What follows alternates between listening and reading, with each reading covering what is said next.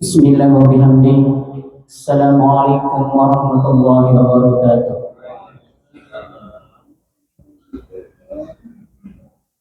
Alhamdulillah. Alhamdulillah Rabbil alamin. Hamdan tayyiban katsiran mubarakan fi. Asyhadu an la ilaha illallah wahdahu la syarika lah. Wa asyhadu anna Muhammadan abduhu wa rasuluh. Allahumma salli wa sallim wa barik ala sayyidina Muhammadin wa ala alihi wa ashabihi wa man tabi'a hudahu ila yaumiddin, amma ba'd. Al-Mukarramun, bapak-bapak, guru kami yang sama-sama kita hormati, jamaah Masjid Al-Mujahidin yang dirahmati Allah. Pertama, marilah kita panjatkan puji serta syukur kita kehadirat Allah Subhanahu wa taala yang telah menganugerahkan kepada kita nikmatani, dua nikmat yang banyak di antara kita yang tidak memahami atau merasakan arti pentingnya nikmat ini, yaitu nikmat kesehatan dan nikmat waktu luang. Karena adanya nikmat kesehatan dan waktu luang inilah kita bisa bersama-sama hadir melaksanakan sholat subuh secara berjamaah di masjid kita yang diberkahi Allah Subhanahu wa taala ini. Salawat dan salam marilah kita panjatkan kejunjungan kita Nabi besar Muhammad sallallahu alaihi wasallam yang telah diutus untuk mengajarkan kepada kita al-Islam sebagai satu-satunya agama yang diridai di sisi Allah Subhanahu wa taala. Bapak Ibu yang dirahmati Allah, alhamdulillah kita sampai pada hari ke-6 pelaksanaan puasa di bulan Ramadan ini. Di antara tarhib Ramadan yang dianjurkan oleh para ulama adalah, mungkin semua yang hadir di sini juga sudah melakukannya, tapi kita akan mengingatkan kalau ada yang belum melakukannya. Sehari, 2 hari, atau 3 hari sebelum Ramadan, oleh para ulama kita diminta untuk berniat memasuki bulan Ramadan dengan, ya Allah, bantulah kami untuk melaksanakan segala bentuk ketaatan di bulan Ramadan nanti. Melaksanakan ibadah tarawih, melaksanakan puasa dengan sungguh-sungguh, melaksanakan sholat malam, melaksanakan sedekah dan sebagainya.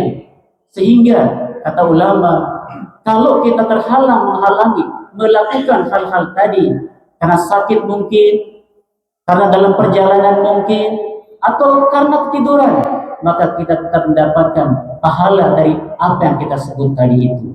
Itu pentingnya niat dalam agama kita. Sehingga baginda sallallahu alaihi wasallam mengatakan niyatul mu'min khairun min amali. Niat seorang mukmin itu lebih baik daripada amalnya.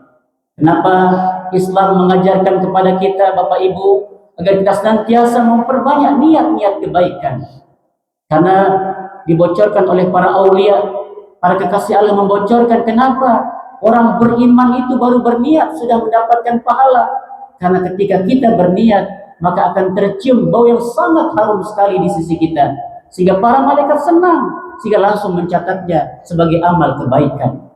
Sebaliknya, ketika berniat keburukan, malaikat tidak mencatatnya. Kenapa? Karena akan muncul bau yang sangat busuk sekali, malaikat menghindar untuk mencatatnya. Itulah kenapa niat dalam agama kita bahkan lebih penting daripada amal itu sendiri, kata baginda sallallahu alaihi wasallam. Bapak Ibu yang dirahmati Allah, bulan Ramadan atau bulan kita diperintahkan Allah Subhanahu wa taala untuk berpuasa, memiliki keagungan-keagungan, memiliki keutamaan-keutamaan. Di antaranya pertama, bulan Ramadan adalah bulan pengampunan.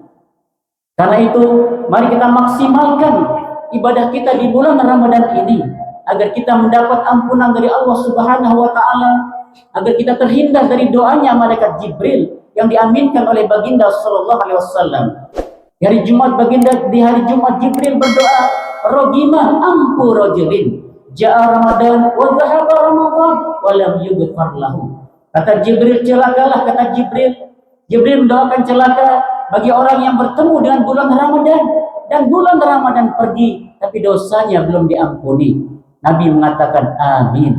Jibril berdoa, Rasulullah yang mengaminkan. Bayangkan, yang berdoa adalah pemimpin para malaikat, yang mengaminkan adalah Sayyidul Khalaik, manusia terbaik ciptaan Allah Subhanahu wa taala. Karena itu, mari kita gunakan kesempatan Ramadan ini untuk melaksanakan ketaatan kepada Allah Subhanahu wa taala agar Allah mengampuni dosa-dosa kita. Di antara hal-hal yang harus kita perhatikan agar Allah mendapatkan agar Allah mengampuni dosa-dosa kita adalah amalan-amalan atau perkataan-perkataan yang bisa mengampuni dosa kita. Di dalam Al-Quran Allah berfirman, ya ayyuhalladzina amanu taqullaha wa qulu qawlan sadida yuslih lakum a'malakum wa yaghfir lakum dzunubakum. Hai orang-orang yang beriman, bertakwalah kamu kepada Allah Subhanahu wa taala dan katakanlah perkataan yang baik agar Allah memperbaiki amal ibadahmu. Dengan perkataan yang baik Allah akan memperbaiki amalan-amalan kita. Dengan perkataan yang baik Allah juga akan menghapus dosa-dosa kita. Itu yang pertama. Dengan kita mengatakan hal-hal yang benar, dengan mengatakan hal-hal yang baik, itu adalah salah satu ibadah penghapus dosa. Karena itu, marilah kita senantiasa kita didikkan diri kita didikkan kepada anak keluarga kita, pada istri kita agar senantiasa mengatakan perkataan-perkataan yang baik dan benar sebagai sarana untuk memperbaiki perbuatan kita dan menghapus dosa-dosa kita. Kemudian baginda sallallahu alaihi wasallam juga mengatakan salasu kafarat, ada 3 perkara yang bisa menghapuskan dosa. Yang pertama adalah intizarus salat ba'da salat, menunggu datangnya waktu salat setelah kita melaksanakan waktu salat. Misalnya ketika kita setelah melaksanakan salat maghrib, kita tunggu datangnya waktu isya di masjid ini, itu adalah penghapus dosa. Sekali lagi, itu adalah penghapus dosa.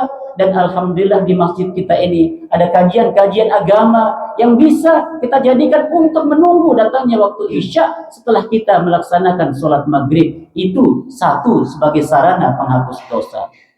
Yang kedua adalah itmamul wudu bis sabahat, kata Nabi, menyempurnakan wudu di musim yang sangat dingin sekali. Kita sempurnakan wudu kita baca doa-doa wudu. Ketika kita membasuh telinga kita baca Allahumma ja'alni mimma yastami'una al-qawla fayattabi'una ahsana. Ya Allah, jadikanlah aku orang-orang yang bisa mendengar nasihat.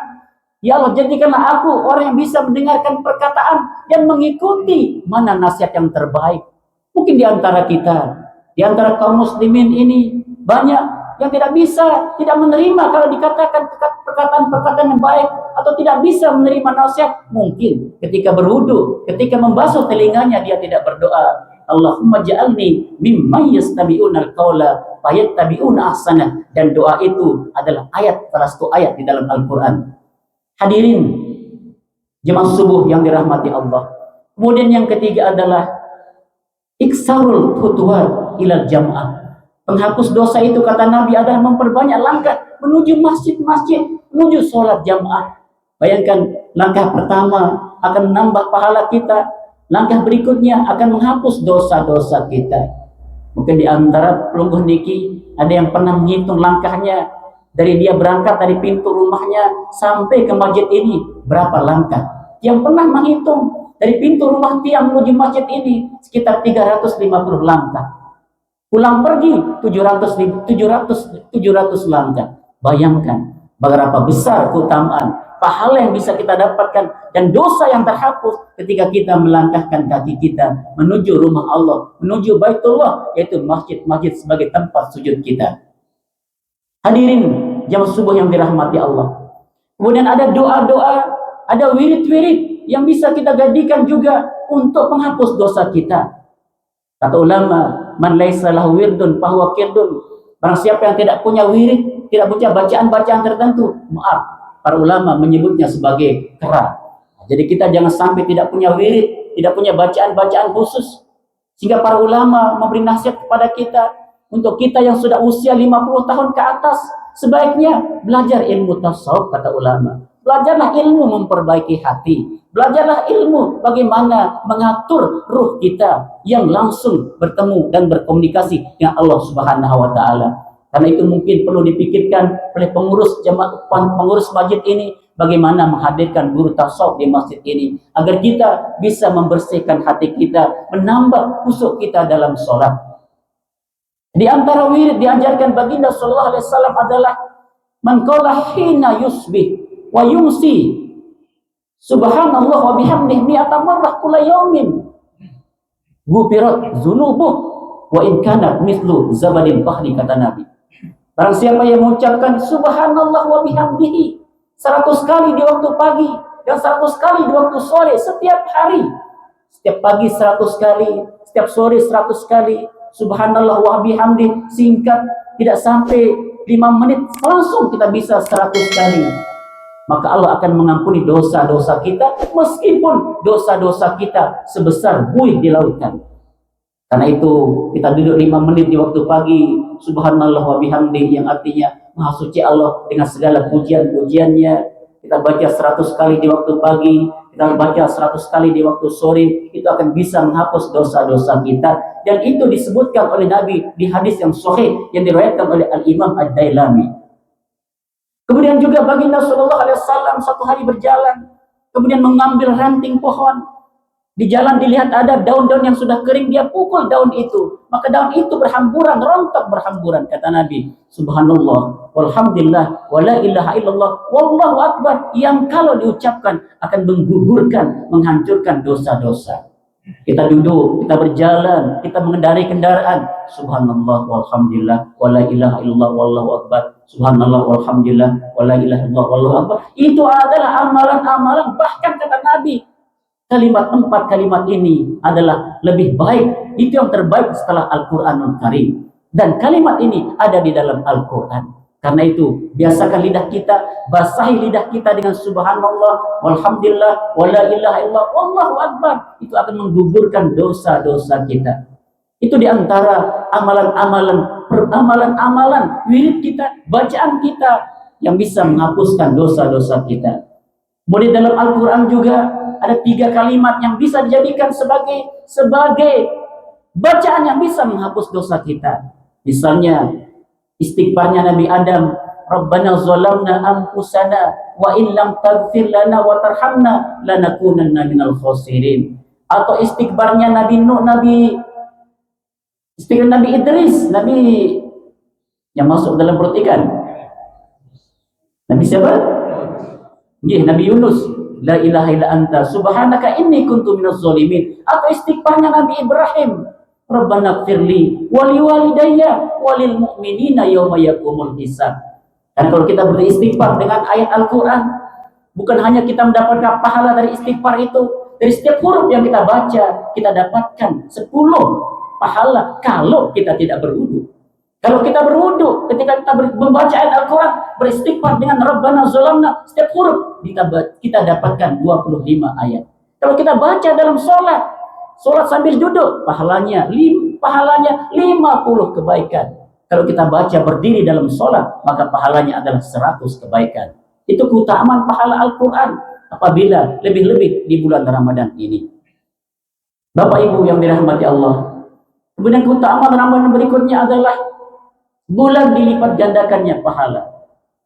Kullu amal ibni Adam lahu illa siyam fa innahu li wa ana ajzi bi. Ayat ini menunjukkan betapa keagungannya pahala dari ibadah Ramadan yang kita lakukan. Semua, kata Nabi, semua amal ibadah anak Adam untuknya kecuali puasa. Puasa adalah untukku. Ketika Allah mengatakan puasa untukku, adalah hanya Allah yang mengetahui besarnya pahala ibadah puasa yang kita lakukan. Sekali lagi, ketika Allah mengatakan wa ana ajzi bi, puasa itu untukku dan aku yang akan membalasnya, itu menunjukkan tidak ada manusia, tidak ada kalkulator yang bisa menghitung pahala dari ibadah puasa kita. Hanya Allah yang mengetahuinya. Kenapa?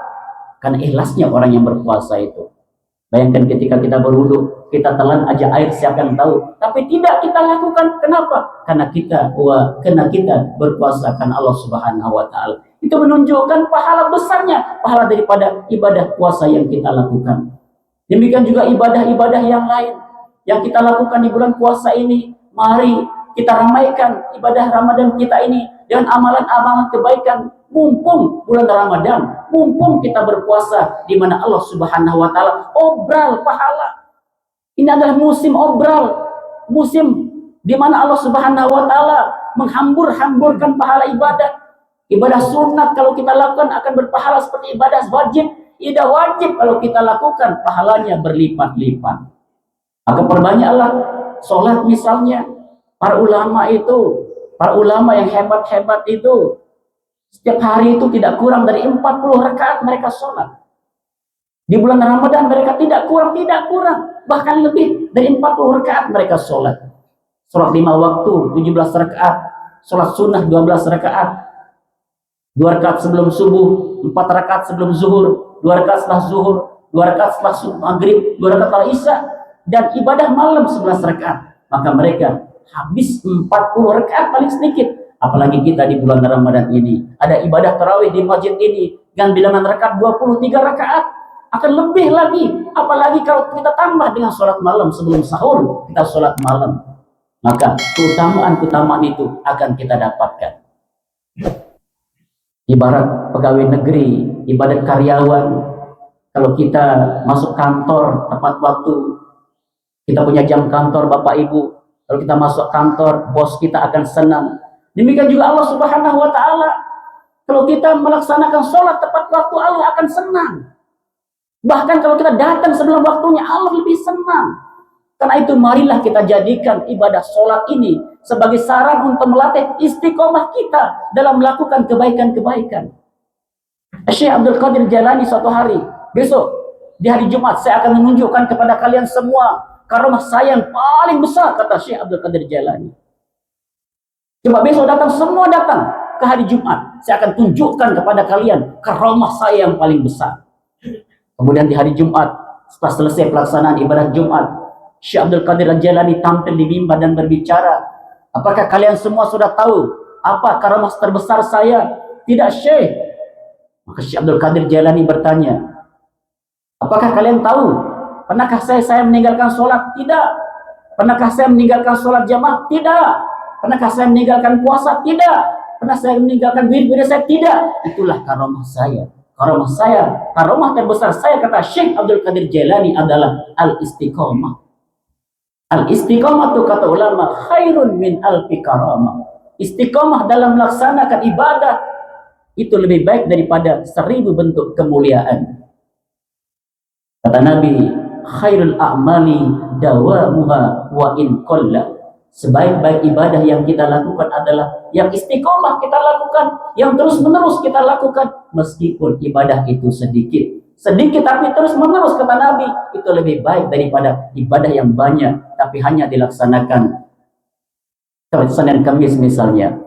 Bapak Ibu yang dirahmati Allah, sekali lagi, marilah kita perbanyak ibadah kita di bulan Ramadan ini, mumpung Allah Subhanahu wa taala obral pahala, mumpung Allah Subhanahu wa taala melipat gandakan amalan-amalan kebaikannya yang kita lakukan.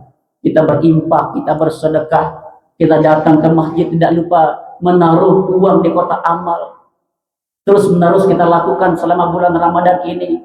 Siapa tahu nanti ketika kita istiqomah melakukan infak itu, siapa tahu itu adalah malam Lailatul Qadar, sehingga ibadah sedekah kita itu bernilai lebih dari al-syahrin, 1000 bulan, yaitu 80 tahun lebih. Jadi ketika kita tidak lupa setiap hari, setiap subuh kita berinfak, masukkan amal kotak di kotak amal itu, siapa tahu itu adalah malam Lailatul Qadar, maka nilai daripada ibadah sedekah kita bernilai 1000 bulan. Demikian juga ibadah-ibadah yang lain, lakukan terus-menerus, sehingga siapa tahu malam kita melakukannya adalah malam Lailatul Qadar, malam yang ditunggu oleh semua manusia, malam yang ditunggu oleh semua umat Muhammad. Kenapa? Karena umat Muhammad ini usianya pendek, maka diberilah malam Lailatul Qadar sehingga bisa bernilai ibadahnya 1000 bulan. Kalau umat agama lain tidak diberi Lailatul Qadar, karena usianya panjang, ribuan tahun mereka, sehingga panjang untuk beribadah. Sedangkan kita umat Muhammad pendek umurnya, tapi Allah memberikan keistimewaan kepada kita, diberikannya kita malam Lailatul Qadar sehingga bisa mengimbangi, bahkan bisa bersaing dengan umat-umat agama yang lalu, umat-umat agama Nabi terdahulu dalam hal jumlah ibadahnya al-syahrin, 1000 bulan. Bapak Ibu yang dirahmati Allah, kemudian yang terakhir di antara sekian banyak keutamaan bulan Ramadan adalah bulan Allah Subhanahu wa taala mengabulkan mengabulkan doa-doa kita.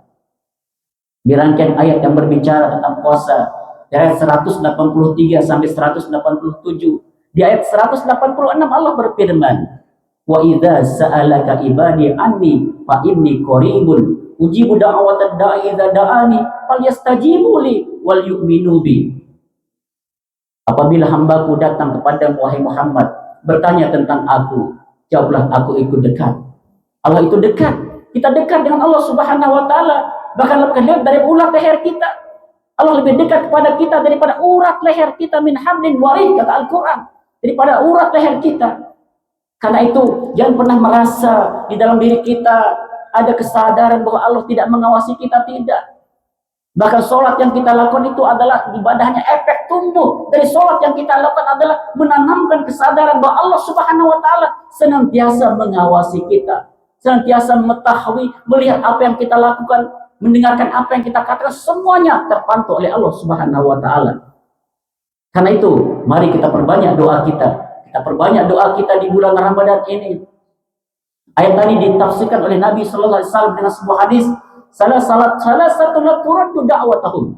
Ada 3 kelompok manusia yang tidak ditolak doanya oleh Allah Subhanahu wa taala. Pertama, al-imam al-adil, pemimpin yang adil. Pemimpin yang adil tidak ditolak, pemimpin yang adil senantiasa dikabulkan doa-doanya untuk rakyatnya, untuk bangsanya, untuk negaranya. Itulah pemimpin yang adil. Yang kedua, as-shaim fi syahri Ramadan. Orang tidak ditolak doanya adalah kita atau mereka yang berpuasa di bulan Ramadan ini. Karena itu, di antara ajaran agama kita, ketika kita berbuka puasa, setelah kita berdoa, Allahumma lakas sumtu wa bika amantu wa ala rizkika aftartu bi rahmatika ya arhamar rahimin. Jangan langsung makan, Bu, jangan langsung berdoa. Disitulah saat-saat ijabah doa kita. Kita berdoa setelah berdoa, doa puasa, kita berdoa lagi, mintalah apa? Misalnya kita minta, ya Allah, Allahumma inni as'aluka jannatal firdaus, Allahumma inni as'aluka jannatal firdaus, Allahumma inni as'aluka jannatal, minta ketika setelah berdoa buka puasa itu. Bukan langsung kita minum, bukan langsung kita makan. Kenapa? Karena itulah saat ijabah, saat doa diijabah ketika berbuka puasa. Kan begitu kata Nabi, ketika berbuka puasa, saat-saat diijabah doa kita. Karena itu mari kita ajarkan kepada keluarga kita, kepada anak istri kita, setelah berdoa Allahumma lakas sumtu, berdoa lagi untuk apa-apa yang menjadi kebutuhan-kebutuhan kita. Minta kepada Allah.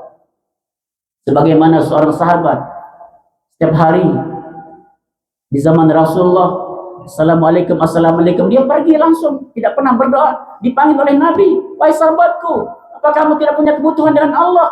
Setiap sholat engkau pergi, kenapa engkau tidak berdoa dengan kepada Allah? Maka saat itu sahabat itu menjadi sahabat yang paling banyak berdoa. Sampai minta garam pun dia minta kepada Allah. Nah, karena itu mari, Allahus Samad, Allah tempat bergantung kita. Di dalam berdoa juga, Allah senang, Allah tertawa. Dohikallah, kata Nabi, Allah tertawa. Kok Allah tertawa? Kapan Allah tertawa? Ketika kita berdoa kepada Allah. Seperti anak kecil yang minta permen kepada orang tuanya. Bagaimana anak kecil yang minta permen? Atau anak kecil yang minta dibeli mainan oleh orang tuanya, dia akan menangis, dia akan merengek. Allah tertawa ketika kita berdoa sambil menangis, sambil merengek, sambil mengadu, sambil mengeluh kepada Allah. Allah tertawa. Kenapa? Senang kepada hambanya yang meminta kepadanya sambil merengek seperti itu. Seperti Abu Nawas yang meminta, Ilahi lastulil firdausi ahla wala aqwa ala naril jahimi. Yang mengaku itu, ya Allah, saya tidak pantas masuk surga, tapi kalau masuk neraka ya jangan ya Allah. Nah, maka baru dia berdoa, fahabli taubatan waqfir dzunubi fa innaka ghafirudz dzambil azimi. Baru dia berdoa, dia merengek dulu kepada Allah, dia mengiba dulu kepada Allah. Sebagaimana kita mengiba kepada orang yang kita mintai, maka mengibalah kepada Allah, merengeklah kepada Allah, menangislah kepada Allah. Kenapa? Dohikallah, kata Nabi, Allah tertawa. Senang Allah ketika kita merengek sebelum meminta kepadanya. Akhirnya, Bapak Ibu yang dirahmati Allah, sekali lagi marilah kita gunakan kesempatan Ramadan ini yang mungkin ini adalah Ramadan terakhir kita. Jadikanlah pertemuan dengan Ramadan ini adalah sebagai pertemuan terakhir, sehingga kita memaksimalkan ibadah kita. Sebagaimana Ali mengatakan, jadikanlah setiap sholatmu adalah sholat terakhir. Setelah sholat itu engkau akan mati.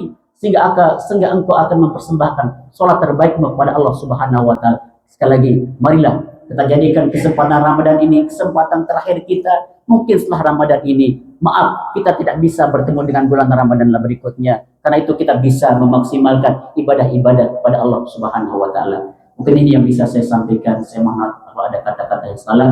Aku qouli hadza. Wassalamualaikum warahmatullahi wabarakatuh.